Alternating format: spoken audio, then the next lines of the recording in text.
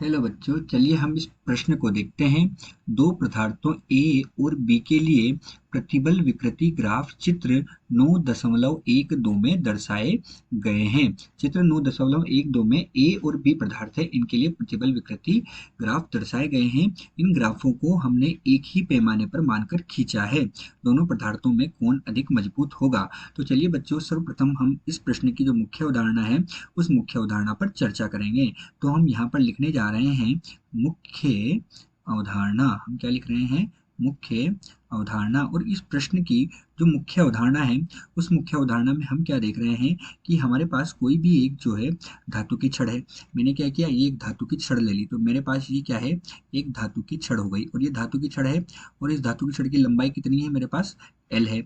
इसका अनुप्रस्थ काट क्षेत्रफल कितना है, ए है। और इस धातु की छड़ पर मैंने क्या किया, बल F को आरोपित किया। जब मैं इस पर बल F को आरोपित करता हूं तो बल F को आरोपित करने के बाद ये जो धातु की छड़ है इसकी जो लंबाई है उसकी लंबाई में परिवर्तन होता है, जैसा कि आपको चित्र में साफ दिखाई दे रहा होगा। तो बल F को आरोपित करने के पश्चात इसकी लंबाई में जो परिवर्तन हुआ वो है डेल्टा एल, तथा इसकी जो कुल लंबाई हमारे पास अब होगी वो कितनी हो जाएगी, एल प्लस डेल्टा एल हो जाएगी। तो इसकी प्रारंभिक लंबाई कितनी थी, एल, बाद में कितनी हो गई, डेल्टा एल हो गई। तो इस प्रश्न की जो मुख्य अवधारणा है उसमें हम बता सकते हैं कि जो डेल्टा एल लंबाई में परिवर्तन हुआ और जो प्रारंभिक लंबाई थी ये तो हमारे पास क्या होती है, विकृति होती है।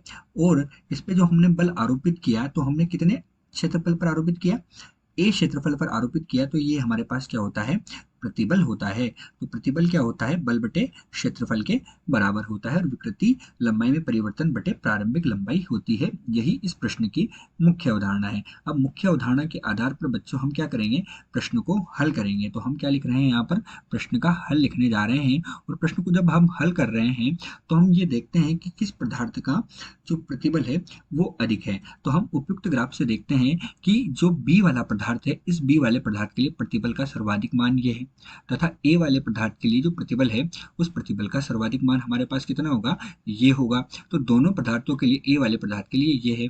तो हम ग्राफ से देख पा रहे हैं कि बी वाला पदार्थ जो है उस बी वाले पदार्थ के लिए प्रतिबल का मान ए वाले पदार्थ से अधिक है। यानी कि हम क्या कह रहे हैं, जो बी वाला पदार्थ है उस बी वाले पदार्थ के लिए प्रतिबल का मान, बी वाले पदार्थ के लिए प्रतिबल का मान ए वाले पदार्थ में जो प्रतिबल है उससे अधिक है। और हम जानते हैं कि जिस पदार्थ का प्रतिबल अधिक होता है वही पदार्थ अधिक मजबूत होता है, क्योंकि उसमें सहन करने की क्षमता अधिक होती है। अतः यहाँ पर जो बी वाला पदार्थ है, बी पदार्थ जो हमारे पास है वो क्या होगा, अधिक मजबूत होगा। तो बी वाला पदार्थ जो है वो हमारे पास क्या होगा, अधिक मजबूत होगा। तो बच्चों, जो दिया गया प्रश्न है, इस दिए गए प्रश्न में, जो उपयुक्त प्रश्न में दिया गया है, इस दिए गए प्रश्न में बी वाला पदार्थ ए वाले पदार्थ की तुलना में अधिक मजबूत है। आशा करते हैं आपको प्रश्न समझ आया होगा। धन्यवाद।